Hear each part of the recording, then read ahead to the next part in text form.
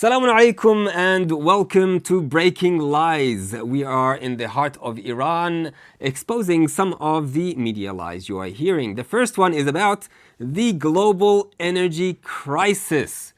Iran is blocking the Strait of Hormuz and is causing problems everywhere in the world.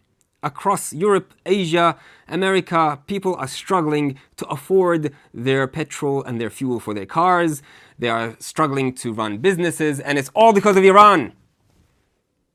They've blocked the Strait of Hormuz. Why? Why are they blocking it? Why are they doing this to us? Let's have a look at some facts. The Strait of Hormuz has never been blocked by the Islamic Republic of Iran over the last 47 years. How about once in 1987 they said that we're not going to allow it because of the Iraq-Iran war, but that aside, they've always allowed free trade. 20% of the oil and energy goes through the strait. 25% of the trade goes through the Strait of Hormuz. So why is Iran blocking it now? Let's have a look at the Persian Gulf and the countries that are sitting on those waters or right around it. They're oil rich, but there's another problem. They're full of US bases, supposedly to protect those countries. So those countries have given the US land and airspace in order to protect them. In actual fact, what we saw in these wars is that what the US is doing is nothing more than protecting Israel. They're also using these bases to launch attacks on Iran. Now, legally speaking, according to international law, a country cannot give a third party access to its land in order to attack another country. So in this case, for example, Saudi Arabia shouldn't be giving access to US bases to Iraq to attack Iran. But that's what they're doing. So what's Iran supposed to do? Sit there and take a slap on the face? Show them the left when they strike the right? No, they're going to defend themselves. That's within the international law. In fact, when they are defending themselves, nobody is saying that they're doing something illegal. They're simply protecting themselves. And even before the 12-Day War and before this June war, Iran had the right to preemptively strike. They had the right to preemptively strike those countries and those bases because they knew an attack was imminent. But they didn't. That's the point. They didn't. It was Israel and America that attacked Iran first.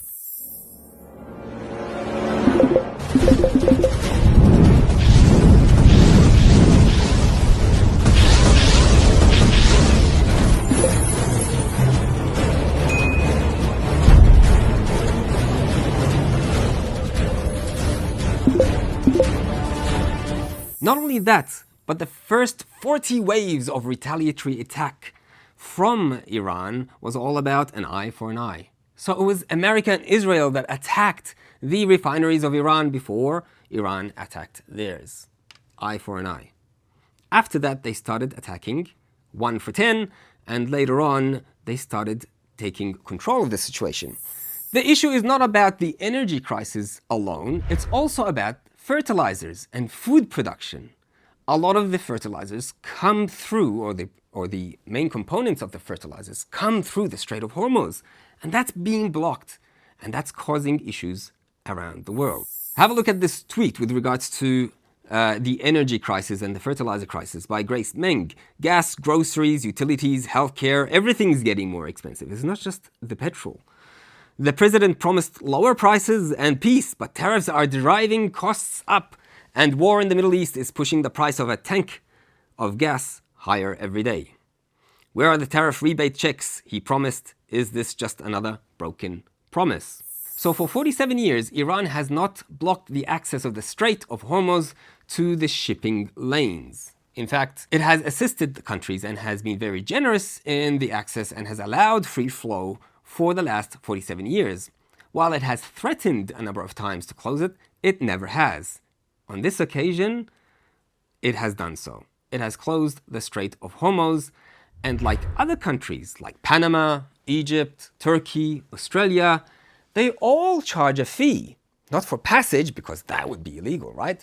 But for services. Services such as pilotage service. And in this case, Iran can be charging a safety service fee. There's nothing wrong with that. We want every ship to go through safely. Otherwise, being in a war, it could be dangerous, so we're going to charge a fee just so we can go through safely. Another important note to understand here is for the last 47 years, it was a global effort, effectively, to sanction Iran. They had sanctions on Iran left, right, and center. Why? Because they were afraid of the Americans. And the Americans said that if you don't sanction Iran or if you trade with Iran, we're going to deal with you harshly. So Iran was effectively blockaded from a lot of the trade. 47 years, it was being strangled. And yet here we are, being attacked, missiles thrown in Tehran and Isfahan and Qom and everywhere else, at schools and universities and hospitals. And people are complaining about the closure of the Strait of Hormuz. Let me remind you, nobody said anything when they closed the Rafah crossing when people were starving of death in Gaza. An interesting comment by Trump was that it would be beneficial for the Americans to have higher oil prices. Why? Because they sell oil. Apparently, it would be good for the economy. Don't worry about the people at the pump struggling to pay the rent and struggling to get around the city with the higher prices of petrol and gas, and as a result, higher prices for food and groceries and the essential items. Arakchi, in one of his tweets, stated that Americans won't make money from surging oil prices and tariffs. They enrich corporations and crush households. Effectively, what Trump is saying, it's good for my business, is not good for the average American citizen.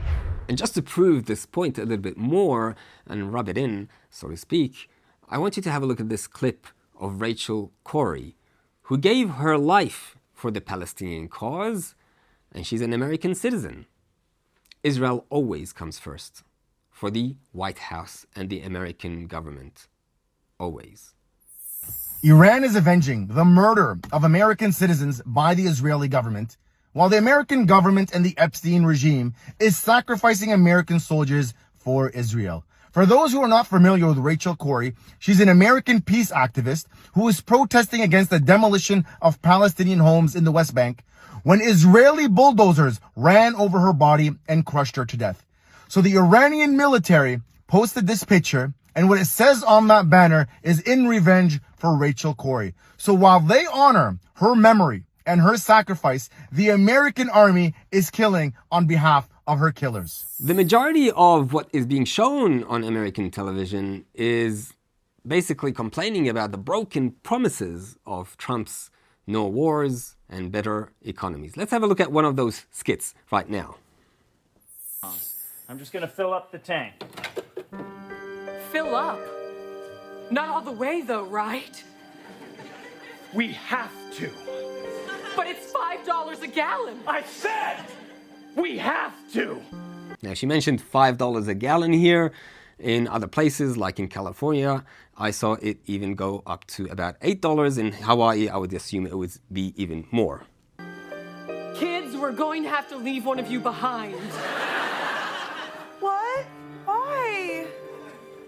Gas prices, darling.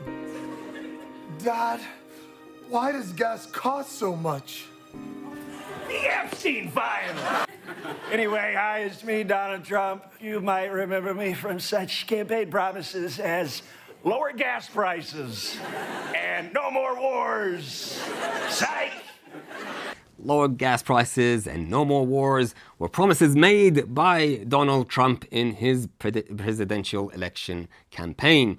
And here we are, multiple wars, multiple fronts open, gas prices going up on the rise.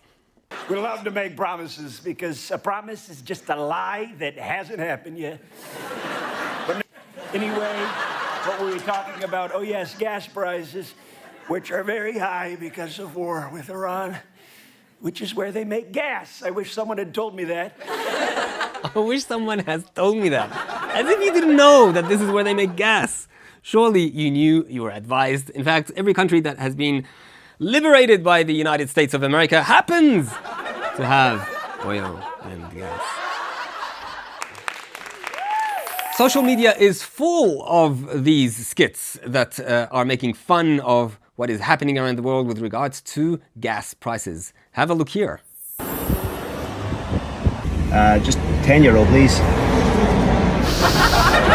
Thanks very much. I don't even know what she said. It's form. And she got it. You're my honey bun, sugar plum, pumpy umby umpkin. You're my sweetie pie. You're my cupcake gumdrop, snickums, spickums. You're the apple of my.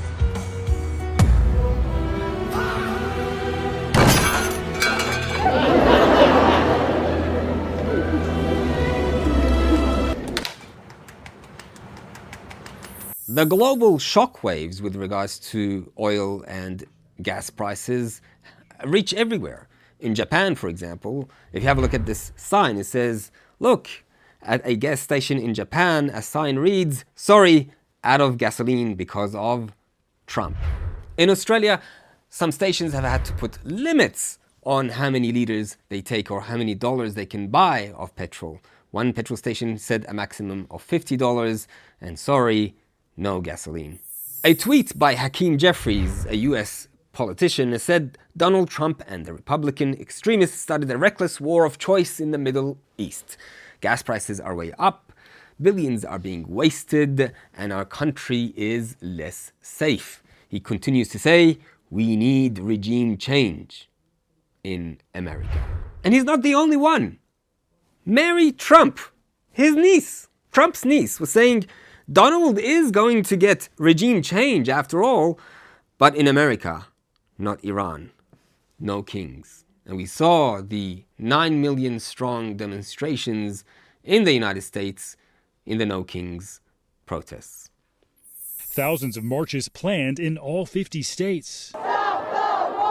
It's round 3 of major demonstrations in the No Kings movement. Organizers predicted it to be the single largest nonviolent day of action in American history.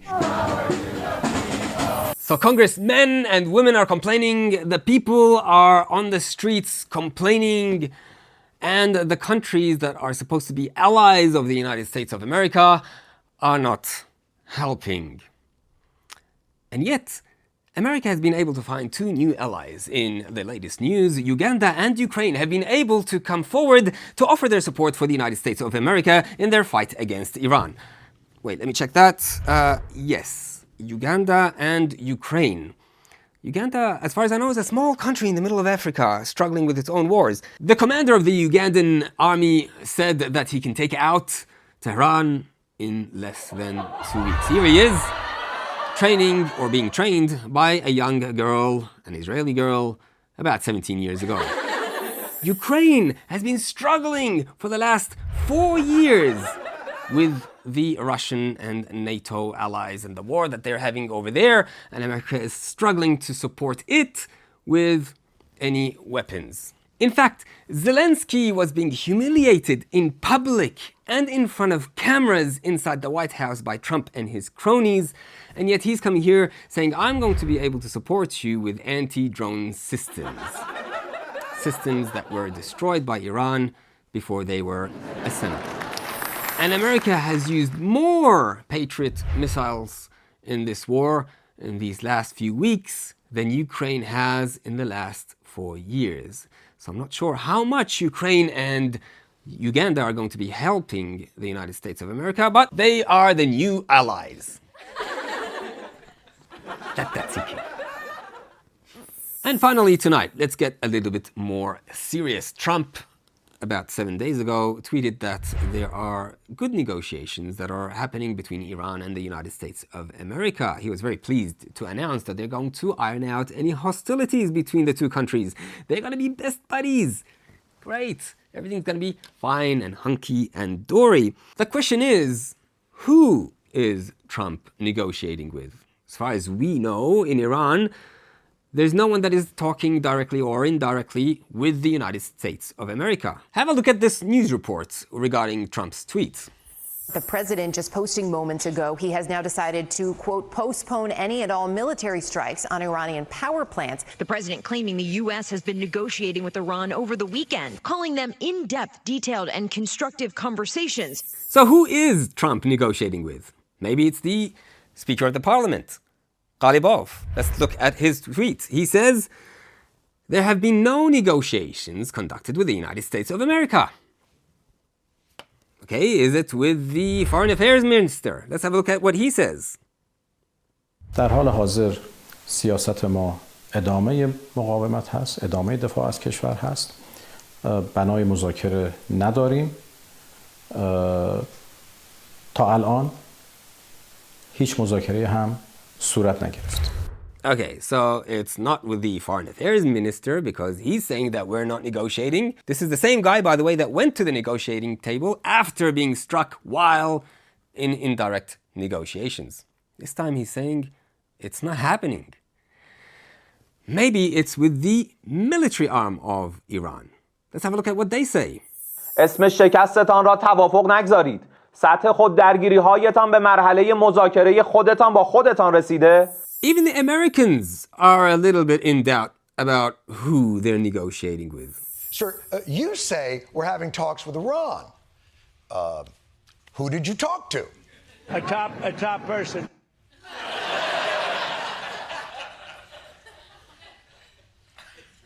A top person?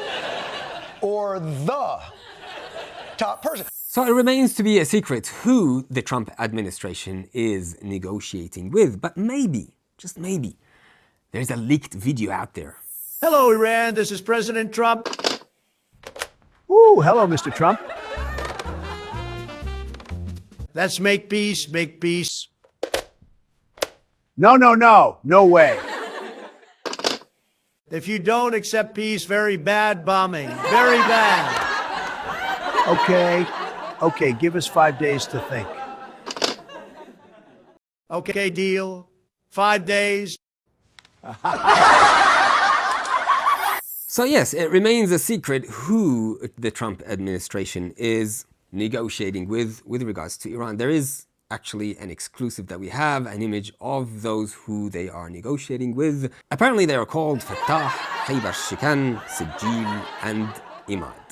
Now listen, jokes aside, what Trump is doing is actually stupid. He's putting everybody's lives at risk. He's putting the economy at risk. He's putting his own people through hardships. What he's doing is illegal. Let's face the facts. So we need to do something about that. So we can see that Trump is continuously lying about this war with regards to the missiles and the capabilities that Iran has, not only once or twice or thrice. Many times he's lied about missiles capabilities being destroyed 100%. Oh, I think we've won. We've knocked out their Navy, their Air Force. We've knocked out their anti-aircraft. We've knocked out everything. We're roaming free. From a military standpoint, all they're doing is clogging up the strait. But from a military standpoint, they're finished. Oh, well, that's great news. But here is the problem with that. He already declared that we'd won the war 11 days ago. And I don't know if you've noticed, but it has seemed to continue since then. And lying in wars with Iran isn't a first here. Saddam, during the Iran-Iraq war, over 15 times has said that he's destroyed the Khak Island, the very island that the Americans are wanting to put boots on the ground on in the next few days. چند دفعه نابود باید بشه. اولی که زدن گفتن ما با خاک یکسانش کردیم. پس باید یه قطره نفت نداشته باشه. خاک دیگه. بعد 49 مرتبه میگن یا چند مرتبه تازه زدن. هر دفعه میگن ما از بین بردیمش. و یه چیزا چند دفعه از بین میبریم.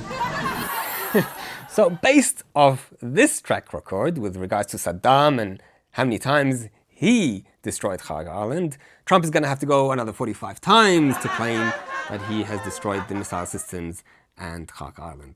So to wrap it all up on this episode of Breaking Lies, we covered 3 areas: the energy crisis in the Strait of Hormuz, the new allies of the United States of America, and finally, the fake negotiations.